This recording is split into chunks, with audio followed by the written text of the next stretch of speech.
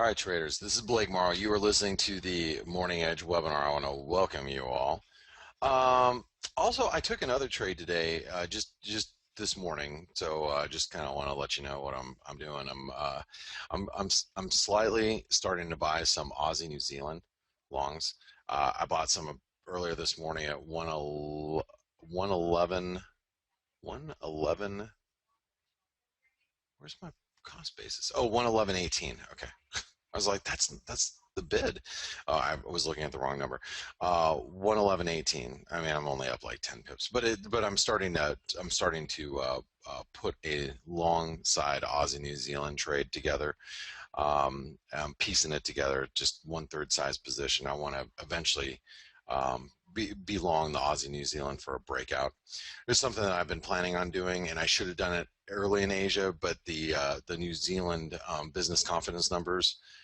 I was watching football, American football. Arizona Cardinals were playing Sunday night, and I was planning on buying it early in Asian trade, and then I looked at the market just before I went to bed, and I'm like, oh, damn it, it's spiked up because of the business confidence numbers, so I kind of missed it below 111. So I started to chip at it this morning. So anyway, and let's take a look at let's take a look at everything, and let's start our morning analysis, and we'll go with the euro dollar, and you can see really where we're at right now. I mean, you can see why I bought the euro. I mean, it should be no mystery if you've watched my strategies video on how I trade the market.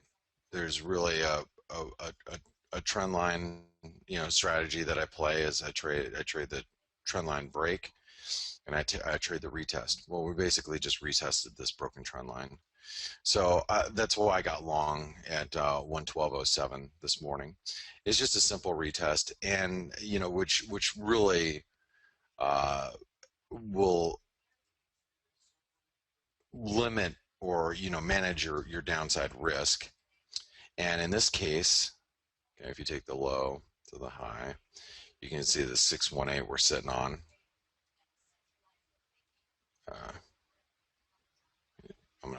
I need to put it on the right number. Okay, there we go. All right, so you can see your 618 comes in right at the trend line, right? So you had broken trend line, retest, 618, okay, bounced off of there. And so earlier this morning when I got up, I was like, oh, we've already retested that trend line. There's a 618, and so I don't mind being long here. As long as we're above the trend line, which now comes in at 111.85, and it's dropping. So just keep in mind that it's continuously moving lower. Actually, I'll put 111.80, which will be the 786, because if we do drop, you'll still stay above it, even if we get down to 111.80. But that should be support today. 111.80. Okay. Now upside resistance will just be the overnight highs, which is 112.68. Okay, 112.68 is right there. And also keep in mind, just while we're here, this was pretty big resistance last week, or excuse me, support.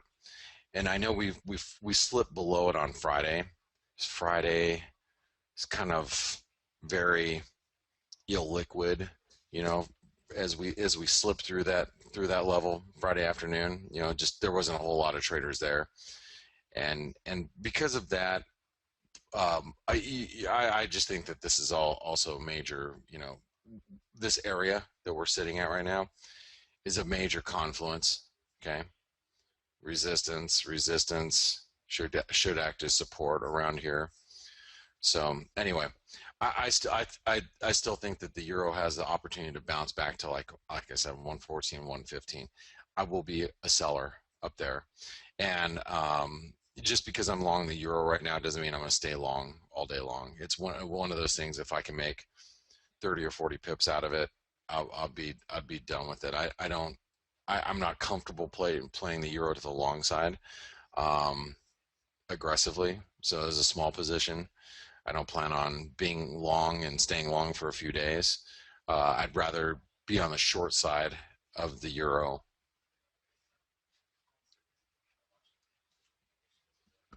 but at higher levels. Okay. So 112.60 should act as resistance today. And remember, I'm expecting a pretty slow market the next few days. It is the last week of summer.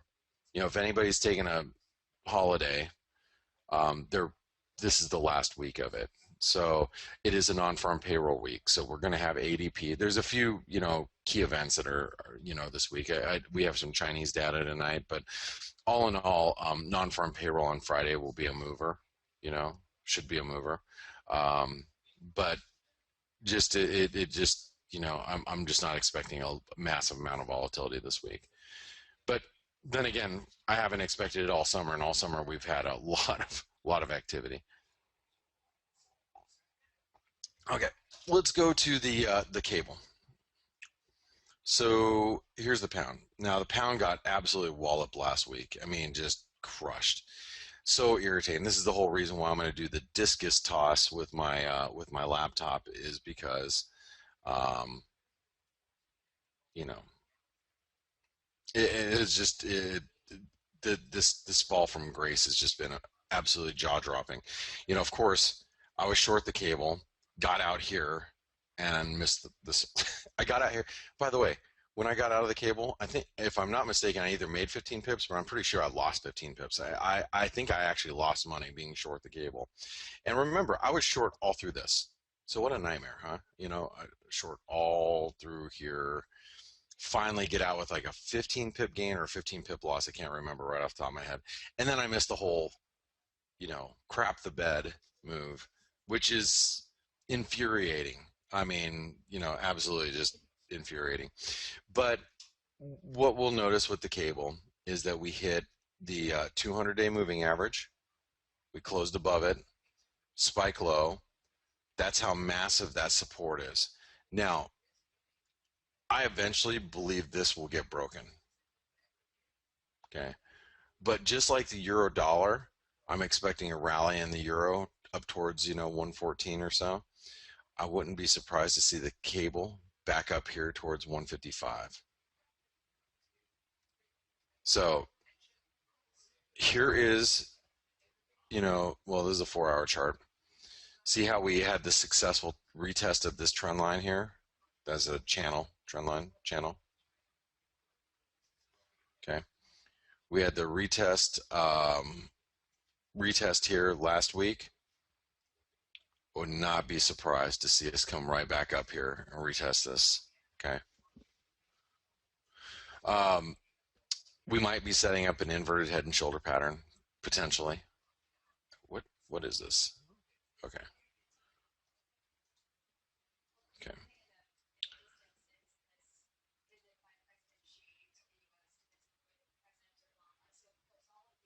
This is going to be very important resistance, and that comes in at 154.45. I guess what's the low there? 50, 154.50. Big resistance. If that breaks, we'll get a bit of a recovery. 154.50. Okay, we are in a range, and that's key. I'm gonna actually make that a key level of resistance. Okay. Yeah, we break that, we're gonna squeeze a little bit. We're gonna see a nice little squeeze in the in the pound. Okay. Now support. I don't know where support's at, frankly. That uh, right here, this move, that's not real. That was when all the bids left on Friday afternoon after the FX market was closed. So don't count that. Don't count that level. Wow, Kiwi, man. Look at the Kiwi. That's good. That's good. That's good. You know what's really nice about the Kiwi hit new lows? Kiwi's hitting new lows. Aussie New Zealand's going up. That's good, right? I got two thumbs up about that. Kiwis hit new lows. The euro isn't falling, which is great. You know, these commodity currencies bounce a little bit, and that's gonna just allow for the euro to bounce too. Same with the cable. Man, Kiwi 64 cents. This is big too. Hold on, we'll go back to the Kiwi dollar, but or the pound, but man,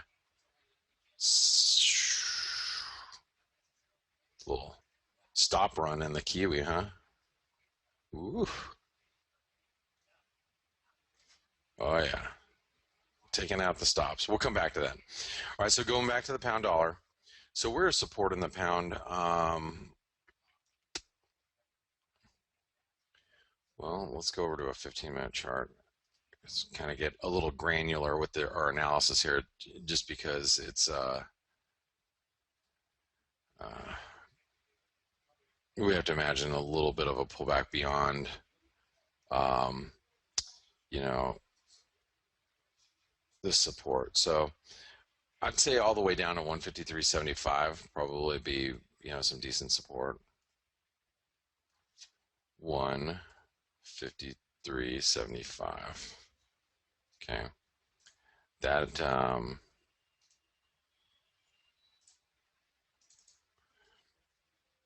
that would be support. That's a 618 right here. Also matches that low right over there, just in case we're developing some sort of inverted head and shoulder pattern. But that 618, I would use that as support for now. Swissy. So Swissy's really strong. Overnight out of Switzerland, we had the KOF. Let me go grab that. Whatever the hell it was. KOF economic barometer that came in a little stronger than I had anticipated, and the Swissy is stupid thing still goes up. The Swissy is really, really, really strong. This is the one currency pair that I'm more upset at myself for getting out of it. It's like ever since I really screwed myself not shorting it at or selling it at 99 cents, it's gotten the best of me. I mean, because then I sold it on a rally back. When it sold off, it came back to 94.50 or whatever. I sold it, so I sold it like 200 pips ago. I just been trading it really poorly, and I don't want to chase it any higher. But I do want to buy it, and I do want to get long, and I'm hoping we get down towards 95 cents sometime over the next week or so to get long the Swissy. But I really, really would love to be long the Swissy at lower levels. I just don't want to be long here. Okay, so here's the Swissy, and I think this is what I was drawing for you last week. I've been hoping for a move lower. We just haven't seen it. We stopped at the 786 last week. Okay. So we stopped at the 786 last week. Just trying to grab it. There we go. That's obviously resistance right now. Here's our broken trend line. It's basically the opposite of the euro. Okay.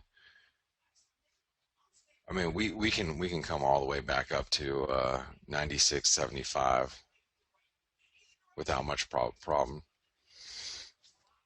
That's resistance. 96.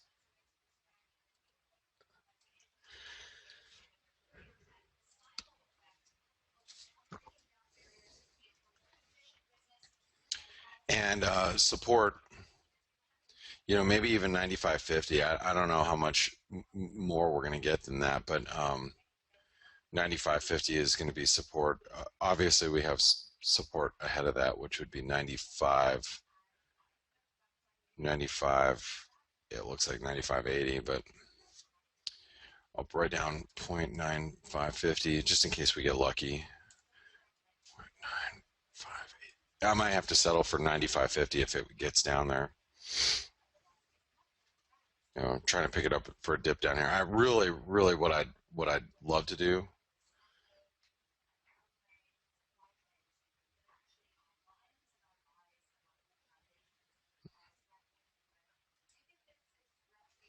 what I'd love to do, you see how this is all very strong support. I'd love to pick it up down here, you know, down at like, a dip down towards 95 cents. I don't know if that's going to happen. I'm kind of starting to see it as unlikely, but anyway, 95.50. If we can get it today, that might not be a bad place to be on the long side. Let's go look at the yen.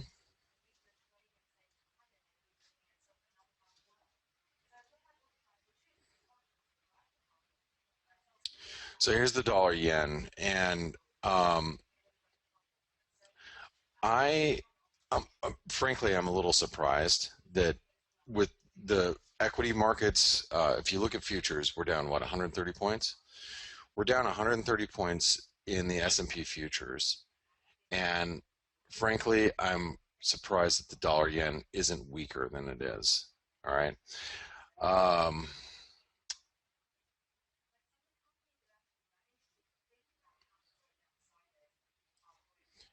that suggests to me is if we see the stock market, if we see the stock market actually close this gap this morning, which could happen, we have the um, the Dow futures down 130 points by the end of by midday today. I mean, the Dow could be flat. If that happens, this dollar yen's gonna continue to spike higher, and because it hasn't sold off. So I mean, we could rally literally to 122 and still stay, you know, um, within this channel. We can still stay, somewhat broken, from this trend line here. Okay, if we stab for 122, it's entirely possible. Um,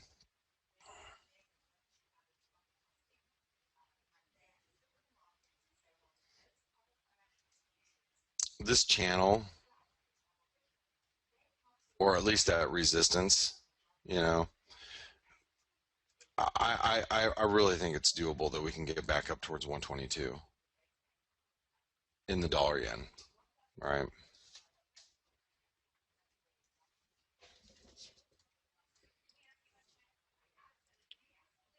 We are in, by the way, we're in a bearish trend. Now I know you're probably going, whoa, what do you mean bearish trend? We've come back all this way. Yeah, but still, I mean, this is an aggressive sell-off. So, I personally, I believe that we can rally up to 122 and still stay bearish. Okay. Now, support is right here. I don't even know if I want to write that down for support for today.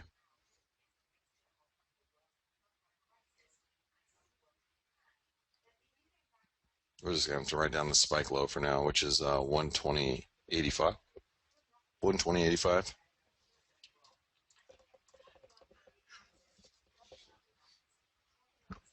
All right, let's go to the dollar Canadian.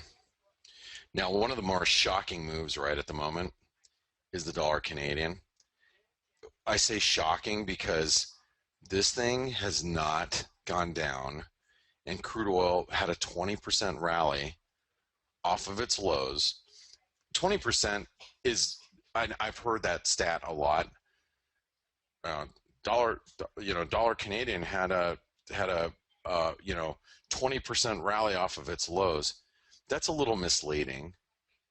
I mean, it is a 20% rally off of its lows, but it's kind of like, oh, I saw this penny stock go from 1 penny to 2 pennies. It doubled. It's up 100%.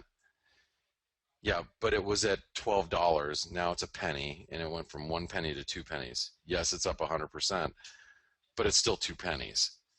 You get what I'm saying? So everybody's just, I mean, the ridiculousness last week of everybody saying crude oil has rallied 20% in a week. Well, it's not that hard when you drop to basically nothing. It's much more deceiving than when you go from crude went from 100. Remember when I was saying crude looks like a great short? crude went from 100 to 50. Well, it lost 50% of its value. But that was really wasn't a big deal, was it? But 20% rally in a week is a big deal. No, it went from 100 to 50 to 40, and no one thought anything of it. But because it goes from 38 to 44, or wherever it went to, 45, oh my God, it's a 20% rally off the lows. Well, when it gets cheap enough, it's going to exaggerate itself, right? So, anyway. So, but I guess one thing that's most shocking, though, and I want to make a point here, is um, the dollar Canadian hasn't sold off at all. That that to me is crazy because crude oil just looked like a squeeze, and crude looks like it's gonna. To me, crude looks like it's going right back to $40. Okay, I may be crazy, but crude goes back to 40. Where does that put the Canadian? Well, because it didn't go down. It didn't. I mean, excuse me. The Canadian currency didn't go down. The dollar Canadian or excuse me, the dollar Canadian didn't go down. The Canadian currency didn't gain strength when crude rallied, quote unquote, 20%. So what happens if we give back those gains? Does that put the dollar Canadian up at 133? Does it put it at 138? Does it put it at 140? I mean, I don't know. All I have to say is we have not sold off, and I've been hoping to buy the dollar Canadian at 131 even last week, and I'm surprised that it hasn't gone down there. So, with that being said, this support right here is holding. That was Friday afternoon. Don't pay much attention to that. Any dip right now down to 131.85 will be supported.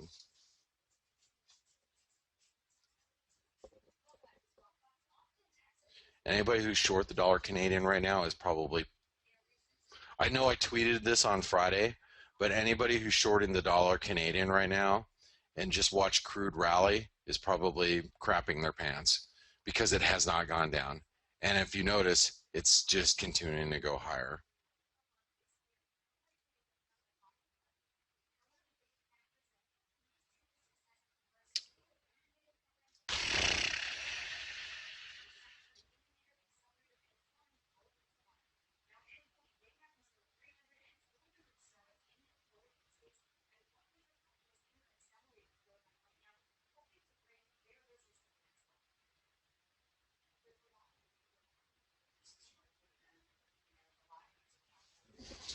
Hold on really quick. I gotta look at something.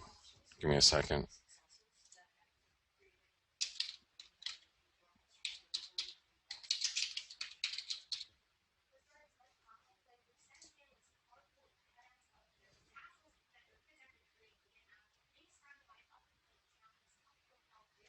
Stand by, guys, real quick.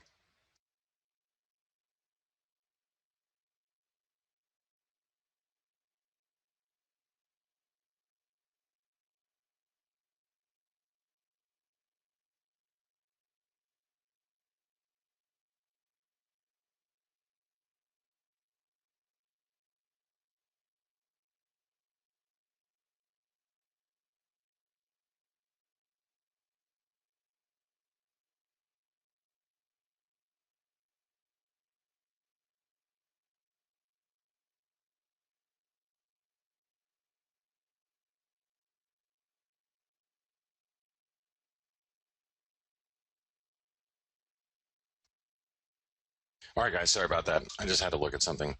Okay, so where am I? Looking at the dollar Canadian. So I'm assuming that any rally from here up towards 133, it's gonna feel a little lofty. So we're gonna be running into this trend line because this trend line could be, this trend line will be like this, like that. So I'm assuming at this point any move up towards this 133 is gonna find some sellers. All right. But like I said, if anybody's short the dollar Canadian right now, they're probably really worried. I mean, I mean, I'm not short. I'm not long. I'm just saying if I'm short the dollar Canadian, I am probably a little worried at the moment. All right, guys, don't go anywhere. When I come back, we're going to do the Kiwi, we're going to do the Aussie, and we will do the dollar index, and we're going to do the do and do the yeah. All right, I'll see you back in a few.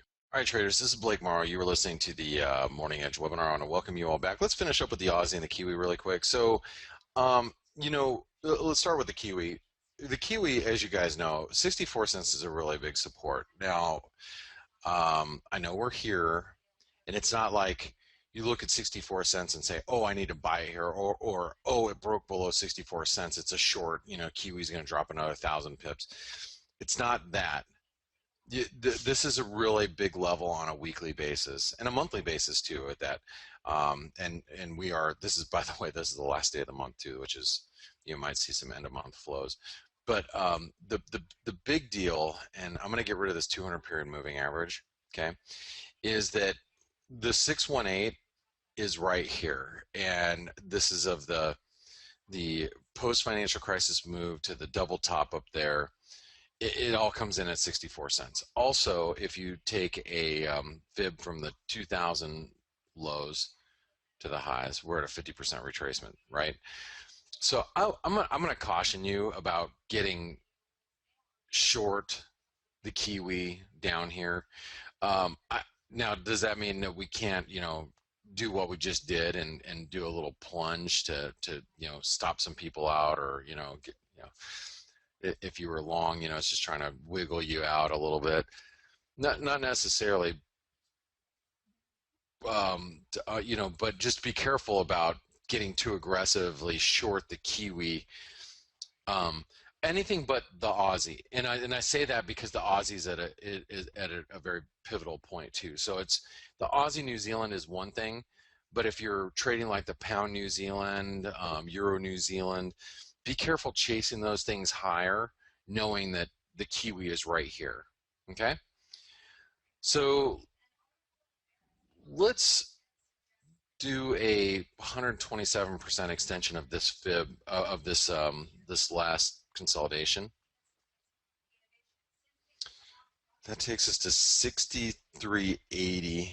Okay, that I'm going to mark that up as support today. It's not great support, but I think we can get down there. Okay, 63.80. And then resistance is obviously at this stage in the game. I mean, it would be the overnight highs, which I know it's not very far away, but that's that spike low right there. Hold on, where are we getting this number from? Hold on, let me check something.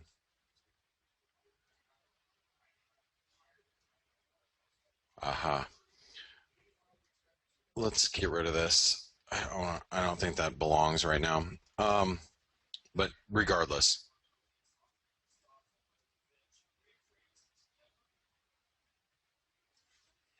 a move back up here, I mean, that's going to be resistance. So any move back up towards 64.30.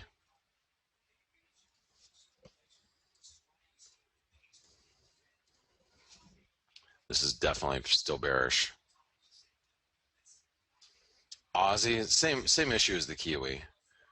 That's why you can trade the Aussie New Zealand to the long side. It's not really a big deal because the Aussie's at equally important support. So look at the Aussie dollar at 71 cents. It's huge support. Here's a monthly chart. We have our 786. We have a 618. This is all just, you can see the spike highs. This is post-financial crisis. And do you guys understand right here?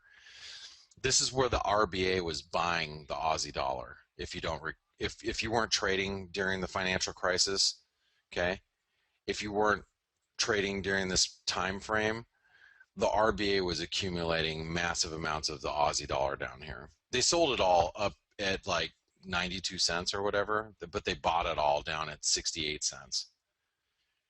They were it was publicly made that they were buying the Aussie down there, or, so they made a truckload of money. The RBA did, and the traders there. But anyway, we're on support around these levels.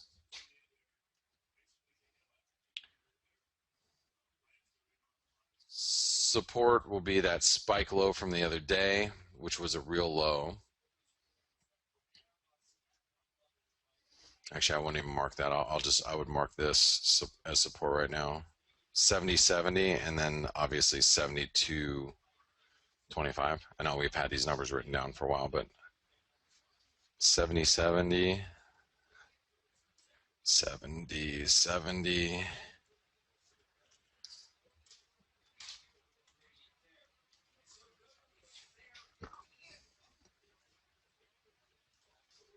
Okay. And dollar index.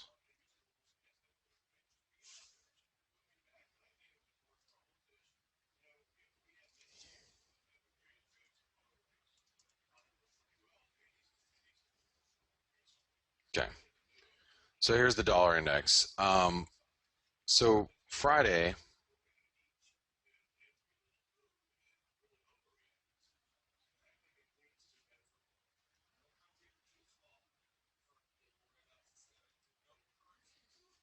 hold on really quick. Let me try something else. Hi. Oh yeah. Oh yeah. So here's the 618. You see it right here? That's the 618 right through here. So really, key resistance is Friday's highs. Previous support, current resistance, 618 is right around here. So Friday's highs came in at 96.32 actually, but 96.30.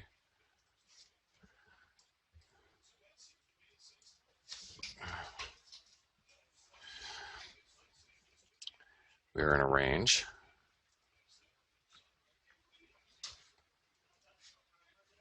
And support will be obviously the spike low today. Well, whatever the low is today, which will be 95.60.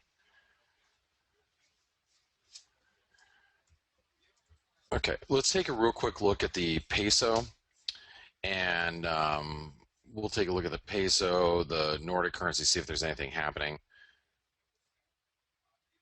That US dollar, Norwegian krona. Relentless. Okay, peso. Well, we held the 38% retracement. We talked about that on Friday. We held it, broke below it, and then popped back up again. I don't think there's anything too.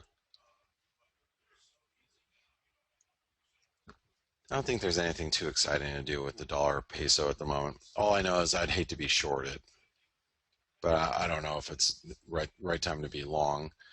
There's the US dollar Norwegian krona thing is still stuck between. You know what? I'm going to get excited if it breaks above 842 or below 808 because we've been writing those numbers down forever, and now it's just kind of irrelevant at this time. So Swedish krona, pretty messy. I'm going to sneeze. Hold on.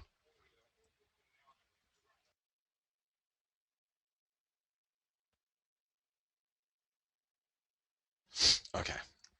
Yeah, you guys didn't need to hear that. So it's pretty choppy. I'm not even going to put that on the bias chart yet. All right, so here's your bias chart as we see it. We'll see if we can, we might put the S&P on there if we notice anything with that. But I'm gonna take your questions now. So first question: